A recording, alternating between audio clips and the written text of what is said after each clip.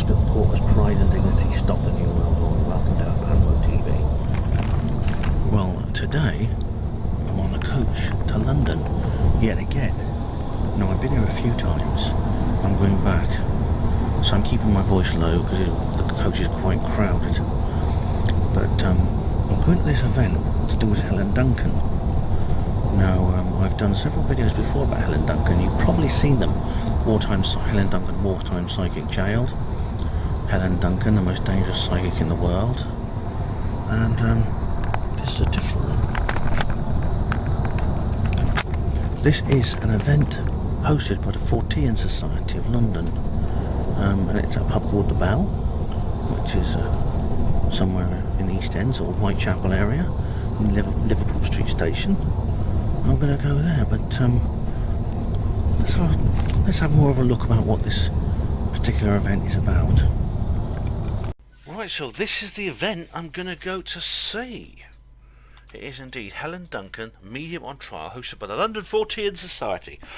Oh, excuse me. Yes, so here we go, The Bell, Middlesex. That's all the different... That's just the introduction to it. I'm invited by Colin, my good friend. And it says here, these are the details. Hosted by the Fortean Society. It is arguable that without the persecution of Helen Duncan, the Witchcraft Act would never have been repealed. Geraldine Beskin of the Atlantis Bookshop argues that Duncan was a truly remarkable spirit medium whose accuracy and extraordinary work ethic made her very famous, and that her ability to generate ectoplasm has never been surpassed. Her accuracy during World War II panicked the authorities, she says. Throw in a Catholic plot, an Oxford professor of logic, and the mists begin to clear about why she was pursued, attacked, and lied about. Right. Well, this is very interesting. Obviously, this person, Geraldine Beskin of Atlantis Bookshop, I must pay that a visit, see if they'll stock my books, and of course, I might buy some as well. Now, this lady is saying that Helen Duncan was a real spiritual medium, a truly remarkable one. One who, a materialization medium who's never been surpassed, and that is actually true from what I hear. She is, from what I hear, has the best record of any materialization medium that I've heard of. There's no one in the world today who could do what she did. There are only about 6 materialization mediums in the world anyway, according to several people. Now, as for the panicking the authorities, yes, I agree. This is in line with my own research. But a Catholic plot? An Oxford professor of logic? This is a new one on me. So I'm interested to find out a bit more about that. As for the Witchcraft Act being repealed, it is very true that Helen Duncan was the last person to be imprisoned under the Witchcraft Act of 1735. She was not the last person to be prosecuted. Someone else was after her, but that didn't result in prison. But it was repealed in 1951, replaced by the Fraudulent Mediums Act, and it lasted until 2008. There's been no replacement since. So, well, I'm very, very keen to find out what happens. And there's only one way to find out. That's to go there. So if you care to accompany me, we shall proceed. Alright, ladies and gentlemen, we are actually in Whitechapel, in the old East End of London.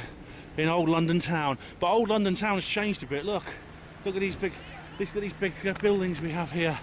The old East End of London is not like it used to be. But I'm here with Colin, who you'll know. You're right. Hey, Colin, you'll be familiar with. He's wearing his hat so he looks like Lister's grandmother from Red Dwarf. It's cold, basically. He nuts the headmaster when Lister came bottom in French. But we're actually trying to find another pub at the moment. We're just like walking around all these big tall buildings, trying to find our way around. Oh my God, what's that? There's another strange sculpture. I don't know what Brian Gerrish would make of this. There's this old pub here, stuck in the middle. Is this where we're going, this pub? Oh. But there's this really old pub here, and right in the middle of all this new modern glory, it's called Number One. I got a feeling this... Ooh, Still and Star. Looks like the kind of place where Jack the Ripper used to go, I think, before he went out and started killing people. Mind you, that was old... that was the Royal... What's his name? It's Churchill, wasn't it? Spencer Churchill, so he wouldn't have equated places like this. Now, Colin seems to know where he's going. We're just here walking along, and we're just trying to find some way to drink. And a bit later, we're going to go to a tapas bar and meet up with our friend Bernadette. But we're here I'm here a bit early because I got off work a bit early, and I thought I'd come straight down just in case the traffic's bad. I'd rather get here too early than too late. And then we're going to go in and see this Helen Duncan talk, which I'm very, very curious to find out about. What's the name? It's someone from Atlantis Bookshops, and the name of the speaker is, I think it's Georgina somebody. What's her name? I've forgotten her name. I'm sorry, I've forgotten her name. Yeah, we're at another pub now. It's got palm trees outside, so you wouldn't believe how cold it is today. But it's probably around about freezing at the moment. It's bloody cold. I wish I brought my winter jacket. We're at the Duke of Somerset now, so we're going to go and have another drink. These toilets are very nice, but this is some good stuff here, like stop men dying too young, do something good. Oh, that's for the men's, what's it called, the International Men's Day. And it says here, be in your mate's corner. If your mate's going through a hard time, and alright, you porn works wonders. Kind of mental health problems. Yeah, that's very good. This is a good one too, be in your mate's corner. If you can listen to his story about how he rode a Komodo dragon wearing a leather onesie in southern Romania, you can listen to his problems. If a mate wants to chat, it might be about a mental health problem. Listen to what he has to say, just like you normally do. Time to change. Let's end mental health discrimination. Good. In other words, discrimination against men. And look here, November 24th of November. This is literally the only place where I have seen anyone recognising International Men's Day and International Men's issues. I bet the feminists hate this pub. I bet it triggers the hell out of them. Bloody good job. Okay, we've come out of the pub. There's the pub behind us, and we're just in a rather more elegant area of East London now, where there's this sort of like Art Deco type American architecture here, Standen House. And we're just making our way now to the tapas bar. It's called Barcelona Tapas, and that's where we're meeting our friend Bernadette. But we're sort of like, Colin here seems to know where he's going, so I'm following him. But look at this, like, it's really sort of like very designed to shock and awe the natives, as they say. So I often find this about London and many cities now. As I've described East London turning into Dubai. And it just feels a bit like that. And so, but we're heading to Middlesex Street now, and to have something to eat, and then we're going to go to the Helen Duncan event. Look at this. The dragon with the phallic tongue. City of London, the square mile. We're inside World Illuminati headquarters now. The reptilians are out and about. Yes, we're entering the square mile now. So we're in the heart of enemy territory. That's where we are. We're in the heart of enemy territory. The Barcelona Tapas. Okay, we're the Tapas 4. Sorry, 3. We'll be 4 soon. Now, Richard D. Hall talks about the Tapas 7 when it comes to the Madeleine McCann's disappearance. We're the Tapas 3. Soon to be 4. Hello. Okay, we're out of the Barcelona Tapas now. We're heading for the Bell, which is the venue. I'm on a mission from Margaret Hahn, who's the granddaughter of Helen Duncan. I'm not going to let her down, which means we're going to get in there, we're going to get a good seat, and so I can basically, I'm going to do a little recording actually. I may not be able to actually show you the recording, but I'm doing a recording for her,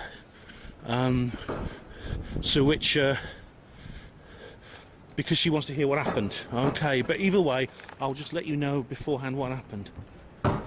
It's there, I think. Right, well, I'm home. I'm sorry, I didn't do any more filming in London. I'm sorry about that, but as with Newcastle, I got caught up in the sort of social interactions going on, and so we didn't realise I had to film and tell you all about the event. Right, first of all, I recorded secretly the event on audio, just audio, not video. And I know you're going to say, well, can we see it? Can we hear it? No, sorry, I'm not going to publish what I recorded. The reason I recorded it secretly was for Margaret, Margaret Hahn. She wanted to she wanted to know what was said, and I said I'd record it for her, and it's for her private use only. Basically, the reason I recorded it was because she lives in Tennessee, USA, so it's rather a long bus journey for her to get to the event. So she couldn't get to the event because of the distance. So essentially, I went there for her, and this is just sort of, I suppose this is just her way of being there without being there. Okay. Now the talk was done by this lady called Geraldine Beskin, who was this. She was quite an amazing sight actually. She was dressed quite eccentrically. She had pink hair. It's a middle-aged lady who runs a bookshop called the Atlantis Bookshop, which is near the British Museum. And well, you can well imagine that. That sounds like my kind of bookshop, doesn't it? I have to pay a visit when I'm in London. So she told us most of what she'd said I already knew about Helen, about her early life and things like that, about the scientific tests that were done on her, etc.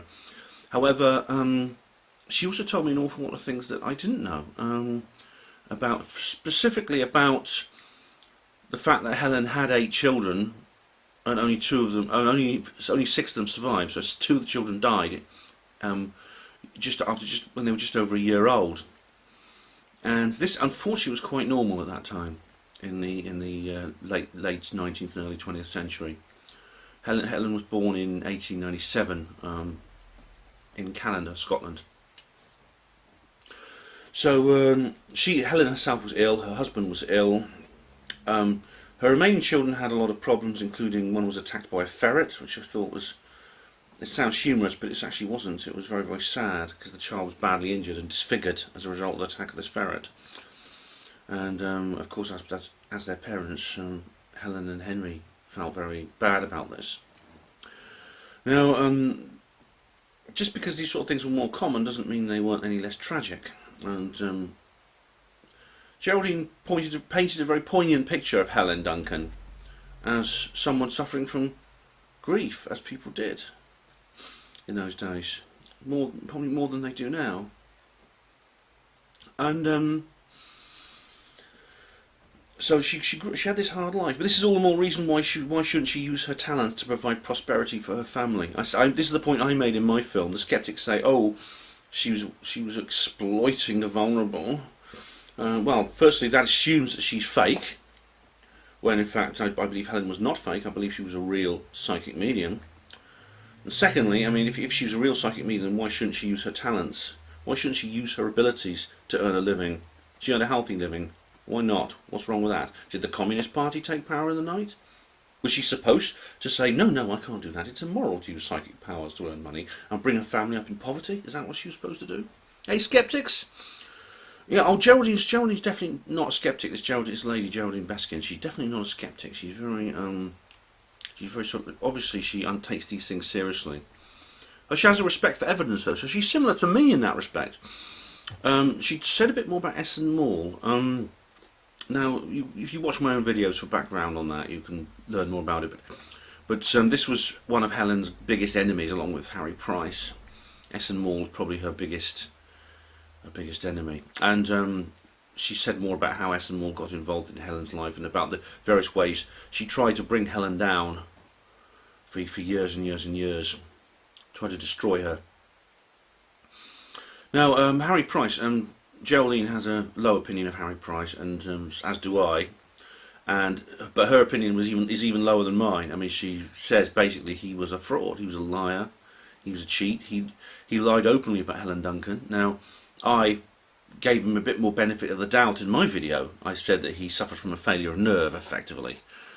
But Geraldine is quite unequivocal. He was out to lie about Helen Duncan and get her falsely branded a fake. And it's funny, Geraldine had this big roll of bandage with her, which is very similar to cheesecloth, which is what Helen was accused of using to cheat. And she said, "You ever try to shove all this up your nose?" She said. She showed some of the Price photos. And she said, "Try to shove this stuff up your nose and see how you get on," she said. And the point is obviously that this model of how Helen supposedly faked her effects is completely rubbish. Total nonsense. Helen was not a fake. She can't have been. So that was very, very interesting indeed. Oddly enough, I didn't realise this because there are four, I think there were 4 or 5 of the Price pictures from the 1930 study done by Harry Price, and only, but Geraldine said over 50 photographs were taken in all. So how come there's only a handful surviving? Were the other photos a bit more decisive, perhaps containing essential evidence that Harry Price didn't want to get out? Were they just never published for that reason? It wouldn't surprise me. And I learnt a lot more. I mean, for instance, I learnt more about the case in Oxford, about the bet. If you remember, about the 2 guys placing a bet in Oxford. And Geraldine showed a picture of the Cowley Motor Works, which of course is just down the road. It's one of the world's oldest car factories, and it's where we build the Mini today. It's been very good for this city, actually. And Geraldine said a bit more about it, and she brought in someone called Professor Percy Wilson, who is the professor of logic at Oxford University. I have to look at Professor Percy Wilson. I think I'll just look him up now. Right, here we are. Now this is the gentleman that Geraldine was talking about, Frank Percy Wilson, FBA. What does FBA stand for? Just have a look. Fellow of the British Academy. Oh right, very grand. Born 11th October 1889, died 29th of May 1963. Oh, he's had a good innings. Yeah, he was a British literary scholar and bibliographer, author of many works on Elizabethan drama and general editor of the Oxford History and English Literature.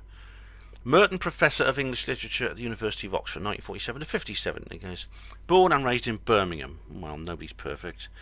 He studied at the University of Birmingham and at Lincoln College, Oxford. And in 1913, he wrote his thesis on Thomas Dekker. At the outbreak of World War II, Wilson joined the army. I think most blokes did, didn't they? Serious injuries at the Battle of Somme. Recovery in hospital took over a year. Oh dear. And he had a permanent limp and susceptibility to vulnerable infections. Oh god. How awful. I've done an entire video on the war. I'm not going to go into that again. But he was a university lecturer at Oxford. 1921, he became a reader. Promoted to reader in 1927. That's obviously some... Here we are. Reader is an academic rank. That's it. He became the tutor of C.S. Lewis. That's interesting. In 1922. Now, C.S. Lewis is someone I've talked about before in this series of videos, and I've written an entire review of a biography of C.S. Lewis.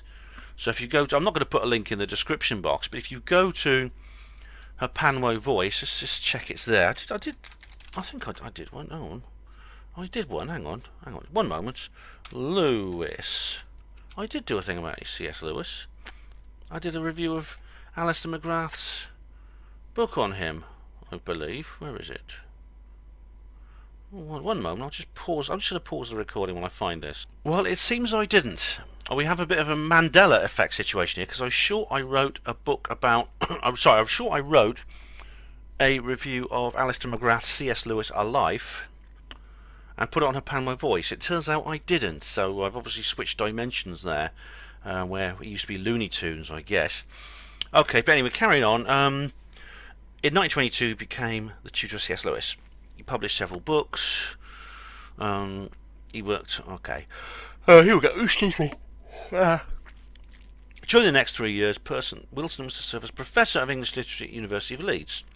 And Bedford College, London, English Literature, 1936 to 47. Merton Professor of English Literature at Oxford, 47 to 57, remaining at Oxford as 3 more years as a research fellow at Merton College.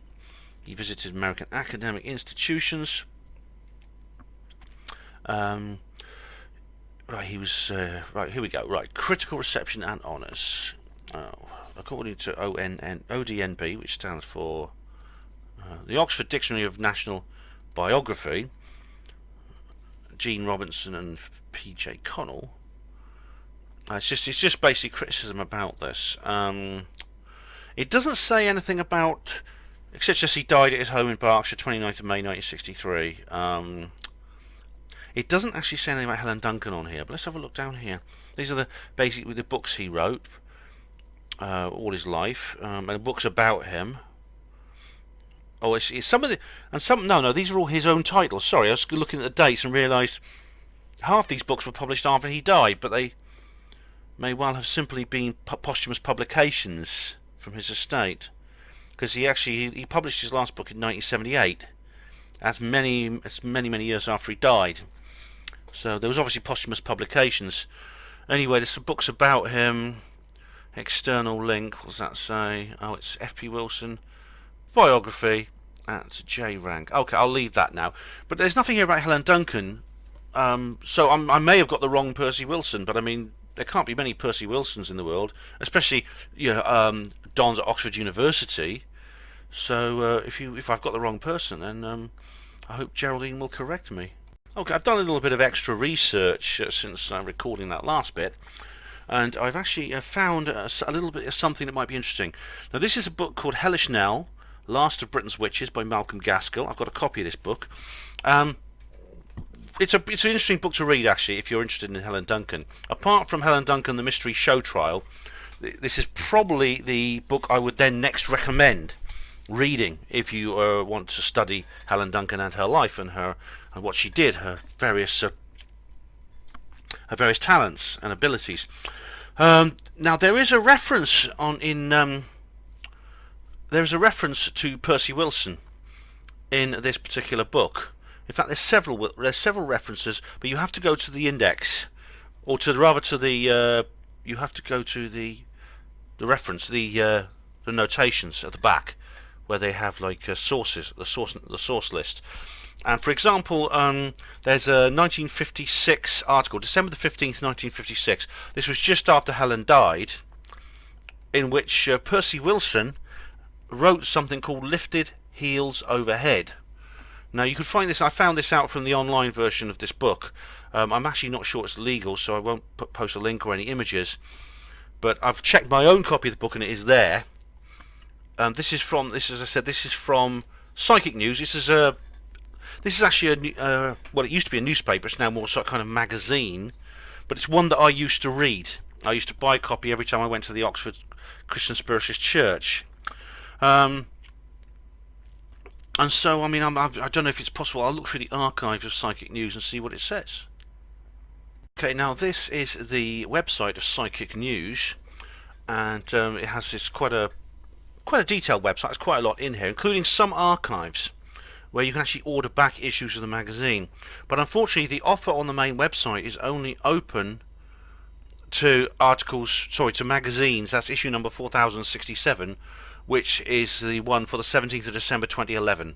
So they don't go back far enough, by a long way, for me to access this particular article, which was the 15th of December 1956. So in order to do that, maybe I'll go to Geraldine's bookshop and have a word with her about that, because she may know a bit more. She may even have a copy of that particular magazine. But I might have to do some more in-depth research, and if I want to actually read that article, I might have to actually do something that very, very few people have to do these days, and that's actually go somewhere offline to do your research. So I shall let you know about that. There was an interesting Q&A where people asked some polite, sometimes sceptical questions, which people are entitled to do so long as they're polite. They said things like, "Well, what is ectoplasm then? What is it? And they asked some obvious questions. Geraldine tried to explain as best as she could. She believes it's something that just emerges from the spirit world. It tends to dissolve when people are no longer using it. And so all in all, that was very, very interesting. It was a very, very interesting event. Well, I learned a few things. I had a good conversation with Geraldine afterwards. I asked about I asked in the Q&A about whether the enemy were watching her as well as the British intelligence. We know that British intelligence were watching her because of Firebrace's letter, which I describe in my video. I'll put links in the description box to my own videos about Helen Duncan. I've got 3 now, I believe. So check those out as well. But I do have a look at the Atlantis bookshop if you're in London, because it looks pretty good. I think I'd quite like to have a check that out myself. So thank you very much to the Fortean Society of London for hosting the event. Thank you to Geraldine Beskin for a brilliant talk. And thank you, Hapalmo TV viewers, for watching. Hospital Porters, Pride and Dignity, stop the New World Order.